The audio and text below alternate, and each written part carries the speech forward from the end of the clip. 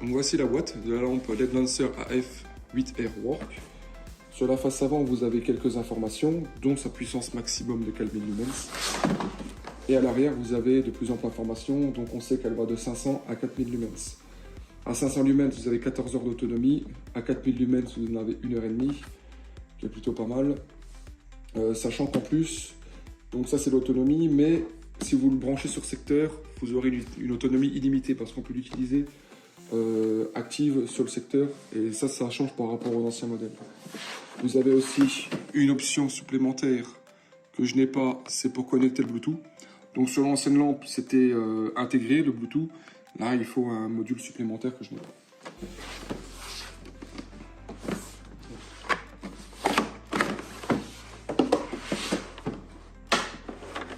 Donc quand vous ouvrez la mallette, vous avez le chargeur, la lampe, un câble de charge USB-C vers USB-C pour charger vos appareils type smartphone. Le chargeur est robuste, semi-étanche. Vous avez un connecteur également étanche qui viendra se connecter à l'arrière de la lampe. Voici la lampe. Donc vous avez le diffuseur que vous pouvez retirer facilement. Donc il vient se clipser à l'aide des petits caoutchoucs. Vous avez un éclairage donc avec à chaque fois de LED. Ça c'est pour faire la température de couleur.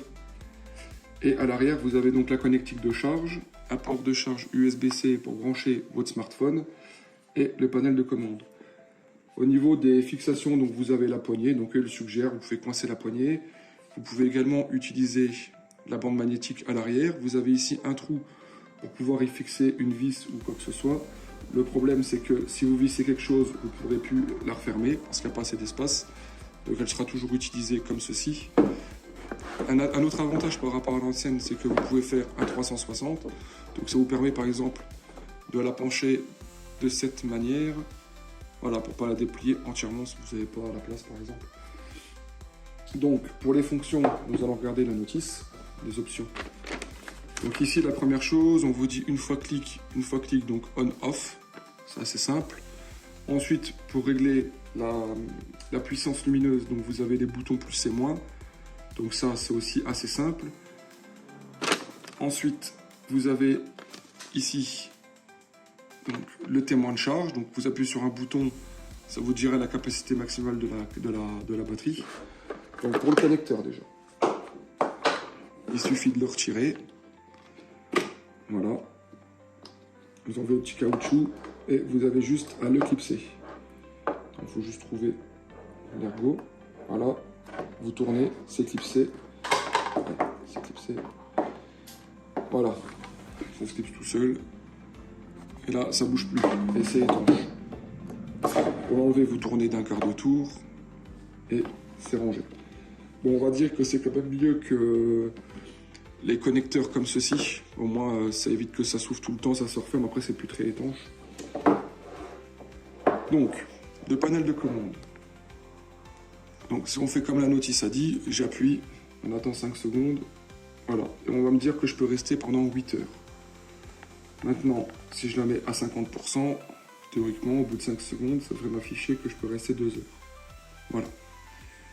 Donc, pour régler la puissance, vous allumez, vous baissez, vous augmentez. Ici, vous avez la capacité de la batterie. Et avec une impulsion ici, on va venir choisir la température de couleur. Donc, ça va aussi entre 30 et 65 fois 100. Donc, 3000 jusqu'à 6500.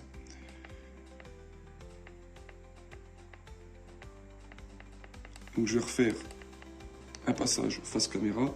On va diminuer la puissance.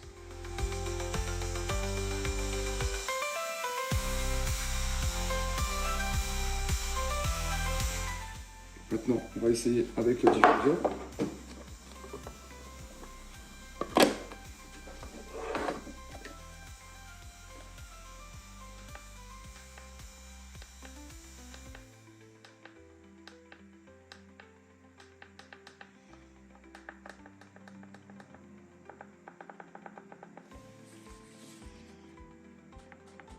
Voilà, donc la puissance, on ne se rend pas compte pour l'instant de sa puissance.